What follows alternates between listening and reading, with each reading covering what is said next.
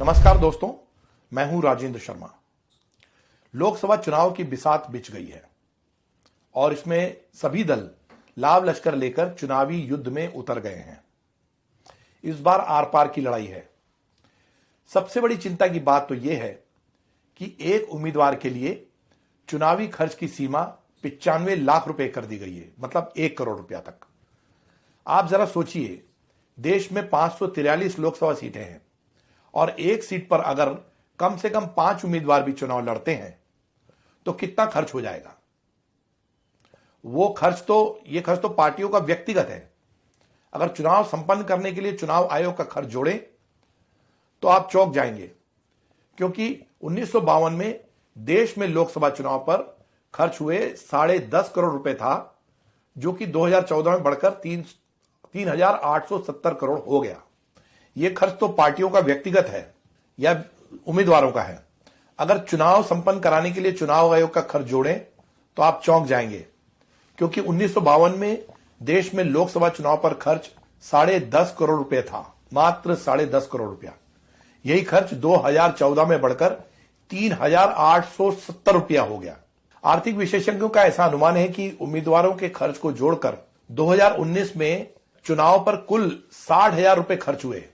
इसमें सब कुछ जोड़ा गया है और 2024 में ये 1 लाख करोड़ तक पहुंच सकता है। मतलब आप समझ लीजिए कि ये उत्सव हमारे लिए कितना महंगा उत्सव होगा। बहरहाल, मध्य प्रदेश की बात करें तो यहां कई पार्टियों ने अपने उम्मीदवारों की घोषणा कर दी है। कुछ पार्टी अभी भी उम्मीदवारों की तलाश में है और ये जुटे हुए हैं कि नया उम्मीदवार उन्हें कोई मिल जाए, जिताऊ उम्मीदवार मिल जाए। एक नजर अगर भारतीय जनता पार्टी के चुनावी दमखम पर डालें तो बीजेपी ने राज्य की सभी 29 सीटों के लिए उम्मीदवार घोषित कर दिए। पहली लिस्ट में उनके 24 उम्मीदवार आए थे और दूसरी लिस्ट में 5 उम्मीदवार आए और बीजेपी ने चुनाव प्रचार का काम भी शुरू कर दिया है। हालांकि बीजेपी में थोड़ी अंदरूनी खींचतान की खबरें हैं और इससे ऐसा पता चलता है जैसे कुछ नेताओं के इस्तीफे को लेकर और कुछ नेताओं के विवादास्पद बयान भी आने हैं। अगर हम सीधी लोकसभा की बात करें, सीधी लोकसभा की सीट, तो इस सीट पर पार्टी के पूर्व जिलाध्यक्ष डॉक्टर राजेश मिश्रा को बीजेपी ने उम्मीदवार बनाया है। लेकिन उनकी उम्मीदवारी के विरोध में पार्टी के जो राज्यसभा सदस्य हैं अजय प्रताप सिंह, वो नाराज हो गए हैं। अभी एक दिन पहले ही अजय प्रताप सिंह ने राज्यसभा की सीट और अपनी पार्टी की प्राथमिक सदस्यता से इस्तीफा देने की घोषणा की। हालांकि उनका राज्यसभा का जो कार्यकाल है वो आने वाले कुछ महीने में पूरा होने वाला है, तो और पार्टी की सदस्यता के लिए भी उन्होंने एक पत्र पार्टी के आला कमान को लिखा है, पार्टी अध्यक्ष को लिखा है। पर अचानक से किए गए उनके फैसले के पीछे सही वजह का खुलासा नहीं हुआ है। ऐसा लगता है कि अजय प्रताप सिंह सीधी से लोकसभा का चुनाव लड़ना चाहते थे, वहां का टिकट चाहते थे और कई दिनों से वे पार्टी के नेताओं के संपर्क में थे, पर उन्हें निराशा हाथ लगी। उनके इस्तीफे देने की बात पर जो वहां की पूर्व सांसद थी और जो वर्तमान में बीजेपी की विधायक हैं रीति पाठक, उन्होंने कहा कि पार्टी ने अजय प्रताप सिंह को वो सब कुछ दिया जो उनके एक सामान्य कार्यकर्ता से सांसद बनने तक के सफर में साफ दिखाई देता है। ऐसे में पार्टी की रीति नीति से अलग होकर उनका यह कहना कि पार्टी बदल गई है, बीजेपी अब वो बीजेपी नहीं रही पहले वाली, तो ये ठीक नहीं है। अब रीति पाठक के इसके बयान के भी कई मायने निकाले जा रहे हैं, क्योंकि रीति पाठक भी वहां से चुनाव लड़ना चाहती थी। अगर वास्तविक रूप से देखा जाए तो अजय प्रताप सिंह के पार्टी अध्यक्ष को लिखे गए पत्र के अलावा और कोई सबूत नहीं है, क्योंकि यह सबूत नहीं है कि उन्होंने इस्तीफा दे दिया है। सिर्फ उनका एक पत्र ही आया है और यह पत्र कितना सही है कितना गलत है ये पार्टी फोरम पे इसकी जांच होगी तभी पता चलेगा। अजय प्रताप सिंह इस पत्र के बाद किसी से संपर्क में नहीं है। उनसे जब संपर्क करने की कोशिश हो रही है तो वो उनकी गैर मौजूदगी है और इससे शक बढ़ रहा है कि अजय प्रताप सिंह क्या चाहते हैं। ऐसा ही एक उदाहरण हम देखते हैं बालाघाट में। यहां से वर्तमान सांसद ढाल सिंह बिसेन, जो कि पार्टी का टिकट चाहते थे, वो भी अचानक एक घटना से चौंक गए, क्योंकि पार्टी के चुनावी पोस्टर में उनकी जो तस्वीर थी वो गायब हो गई। अब बालाघाट से बीजेपी ने जो है भारती पारधी को टिकट दिया है और ये टिकट ऐसे समय दिया गया जब बीजेपी में बालाघाट के लिए बड़े बड़े दावेदार शामिल थे, जिसमें चाहे वो गौरीशंकर बिसेन जो पूर्व मंत्री हैं उनकी बेटी मौसमी हो, या पूर्व मंत्री रामकिशोर कांवरे हो, या दिलीप भटेरे हो, या फिर बिसेन स्वयं हो। ऐसे में जो निवर्तमान सांसद हैं उनको दरकिनार कर दिया जाए तो आश्चर्य होता है, और लेकिन बाद में इसमें सुधार किया गया, पोस्टरों में उनका नाम दिया गया। तीसरी घटना इंदौर की है, जहां पर पहली लिस्ट में शंकर लालवानी का नाम नहीं आया था, लेकिन दूसरी लिस्ट में उनका आधिकारिक उम्मीदवार के तौर पर नाम आ गया। अब जब पहली लिस्ट में शंकर लालवानी का नाम नहीं आया था, चूंकि वो 2 टर्म से इंदौर के बीजेपी सांसद रहे हैं, तो उस समय ये कयास लगाए जा रहे थे कि शंकर लालवानी की जगह बीजेपी किसी महिला को उम्मीदवार घोषित कर सकती है। खासतौर पर जब जो इंदौर है वो वहां से पहले सुमित्रा महाजन कई वर्ष तक सांसद रहीं। पहली लिस्ट में जब शंकर लालवानी का नाम उम्मीदवार की सूची में नहीं आया तो वहां बीजेपी के वरिष्ठ नेता जो अभी मंत्री हैं कैलाश विजयवर्गीय, उनका बयान भी आया कि शायद पार्टी किसी महिला को उम्मीदवार बनाना चाहती है या बनाने की सोच रही है। लेकिन जैसे ही शंकर लालवानी का नाम आया तो उसके बाद बयानों में बदलाव हो गए। अब तरह तरह के बयान आने बंद हो गए। शंकर लालवानी इससे थोड़े से बेचैन थे, पुराने बयानों को लेकर वो मायूस भी थे, तो उन्होंने उसका जवाब दिया कि पुराने बयान जो हैं वो कोरी अफवाह थे। अब जब पार्टी ने उनको फिर से लोकसभा का उम्मीदवार घोषित कर दिया है तो उसके लिए उनके लिए चुनाव सबके साथ मिलकर लड़ना ही अब पहली प्राथमिकता होगी। तो बीजेपी में इस तरह से टिकट वितरण के बाद थोड़े से अलग अलग तरह के रंग दिख रहे हैं। इधर कांग्रेस और सपा के बीच जो दोस्ती चल रही थी उसका परिणाम अभी सामने नहीं आया है। बहरहाल कांग्रेस ने खजुराहो सीट समाजवादी पार्टी को देने की घोषणा कर दी थी, लेकिन 15 दिन के बाद भी समाजवादी पार्टी को खजुराहो के लिए कोई सक्षम उम्मीदवार नहीं मिल रहा है, ऐसा उम्मीदवार जो जिताऊ हो। इतना ही नहीं, कांग्रेस ने अभी 29 में से सिर्फ 10 सीटों पर ही अपने उम्मीदवार घोषित किए हैं। तो अभी पार्टी को करीब 19 उम्मीदवारों की लिस्ट अभी जारी करना है। और ऐसा कहा जा रहा है कि कई लोकसभा क्षेत्रों में कांग्रेस के नेता चुनाव लड़ना नहीं चाहते, क्योंकि उन्हें इस बात का डर है या आभास हो गया है कि यह चुनाव इनके लिए बहुत आसान नहीं होगा।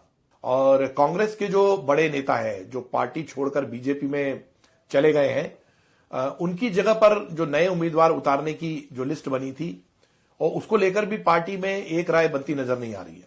कई नेता चाहते हैं कि कांग्रेस के वरिष्ठ नेता, जिनमें कि कमलनाथ है, दिग्विजय सिंह है, ऐसे लोकसभा का चुनाव लड़े। उसके अलावा बहुत से और नेता है, कमलनाथ दिग्विजय सिंह के अलावा अरुण यादव हैं, जीतू पटवारी हैं, अजय सिंह है। तो ऐसे नाम हैं जो कि वहां के कार्यकर्ता चाहते हैं कि लोकसभा चुनाव लड़े। लेकिन दूसरी सूची आने से पहले इस दिशा में अभी तक कोई ठोस परिणाम नजर नहीं आ रहे हैं। यह जरूर है कि इंदौर और भोपाल जैसी बीजेपी के गढ़ वाली जो सीटें हैं उसके लिए वो कांग्रेस के लिए हमेशा से एक बड़ी चुनौती बनी हुई है। इंदौर से पार्टी नेता जो है, वो जितने कार्यकर्ता है, वो जीतू पटवारी को चुनाव लड़वाना चाहते हैं, जो कि अभी वर्तमान में कांग्रेस अध्यक्ष है मध्य प्रदेश के। लेकिन जीतू पटवारी जो है वो अक्षय कांति बम, जो वहां के स्थानीय नेता है, उनको चुनाव लड़वाना चाह रहे हैं। इस तरह भोपाल और दूसरी लोकसभा सीटों के लिए भी कांग्रेस में उम्मीदवारों को लेकर एक तरह से असमंजस की स्थिति बनी हुई है। अब जब लिस्ट अनाउंस होगी, उसका डिक्लेयर होगी, तब यह कहा जा सकता है कि क्या होगा। ऐसा कहा जा रहा है कि 19 मार्च को दिल्ली में कांग्रेस की केंद्रीय चुनाव समिति की बैठक है और इसमें प्रदेश की बाकी बची जो सीटें हैं उसमें चेहरे तय हो जाएंगे।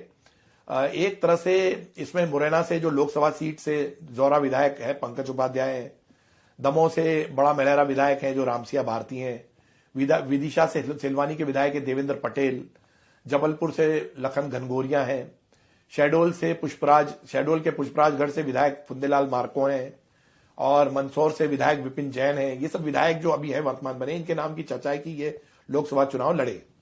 इस बीच कांग्रेस ने बीजेपी में जाने वाले जितने भी कार्यकर्ता हैं वो उनका सिलसिला थमता नहीं जा रहा है। अभी पूर्व विधायक अंतर सिंह दरबार, पहले जो मऊ से थे, और इंदौर के बड़े नेता पंकज संघवी, ये हाल ही में एक दिन पहले बीजेपी में शामिल हुए थे। और अब ताजा कांग्रेस के जो प्रदेश प्रवक्ता है सैयद जाफर और भारतीय बसपा के जो प्रदेश प्रभारी है डॉक्टर रामसका वर्मा, ये बीजेपी में आज शामिल हो गए हैं। खास बात यह है कि सैयद जाफर जो है कमलनाथ के करीबी माने जाते हैं। एक बात और जरूरी है कि आचार संहिता लागू होने के बाद भाजपा के बड़े नेताओं ने कांग्रेस पर हमले भी शुरू कर दिए। एक दिन पहले राहुल गांधी की भारत जोड़ो न्याय यात्रा खत्म हुई है मुंबई में, और उसके तुरंत बाद मध्य प्रदेश के जो पूर्व मुख्यमंत्री शिवराज सिंह चौहान है, उनका बयान ये आया कि राहुल गांधी की दोनों यात्राएं असफल रही हैं, मतलब विफल रही हैं, क्योंकि राहुल जहां जहां गए वहां कांग्रेस के नेताओं ने पार्टी छोड़ी है। यह सबसे बड़ी विफलता है राहुल गांधी की। अब एक आकलन के मुताबिक यह भी कहा गया है कि 2014 से 2020 के बीच करीब 47 बड़े नेताओं ने कांग्रेस छोड़ी है। ये बड़े नेता कौन थे? ये बड़े नेता Himanta Biswa Sharma, Chaudhary Birender Singh, Ranjit Deshmukh, DK Vasan, Jayanthi Natarajan, Pema Sahu, Pema Khandu, Rita Bahuguna Joshi N Biren Singh, Shankar Singh, Tom Vadakkan, Jyotiraditya Scindia, K P Yadav, Priyanka Chaturvedi, P C Chacko, Jitendra Prasada, Sushmita Deka, Lalitesh Tripathi, Luizinho Faleiro, Pankaj Malik, Harendra Malik, captain Amarinder Singh, Ravi Naik, Imran Masood, और उसमें अदिति सिंह, सुप्रिया, एरन, आरएनपी सिंह, अश्विनी कुमार, आप नाम लें, हार्दिक पटेल, सुनील जाखड़, कपिल सिब्बल, ये सब नेताओं ने कांग्रेस छोड़ी है पिछले इतने दिनों में, जिसमें कुलदीप बिश्नोई, जयवीर शेरगिल, गुलाम नबी आजाद, दिगंबर कामत, अनिल एंटोनी और गीता कोड़ा, बाबा सिद्दीकी, राजेश मिश्रा, ये सब बड़े नेताओं ने, इन्होंने पिछले कुछ सालों में कांग्रेस छोड़ी है। और इसी तरह पिछले 10 साल में कांग्रेस जो है वो 52 प्रमुख चुनाव हार चुकी है, जो बड़े बड़े चुनाव है 52 वो हार चुकी है। शिवराज सिंह ने राम मंदिर और दूसरे मुद्दों पर भी राहुल गांधी और कांग्रेस के अध्यक्ष जो है मल्लिकार्जुन खड़गे, उनसे जवाब मांगा है। तो अब चुनावी दौर में सवाल जवाब भी शुरू हो गए, और अब जब लोकसभा चुनाव का काउंटडाउन शुरू हो चुका है तो आरोप प्रत्यारोप का दौर भी चलेगा और बढ़ेगा। तो इन सब मुद्दों पर अब राजनीति आगे बढ़ती जा रही है।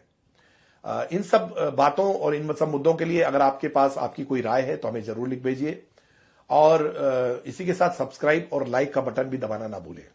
बहुत बहुत धन्यवाद।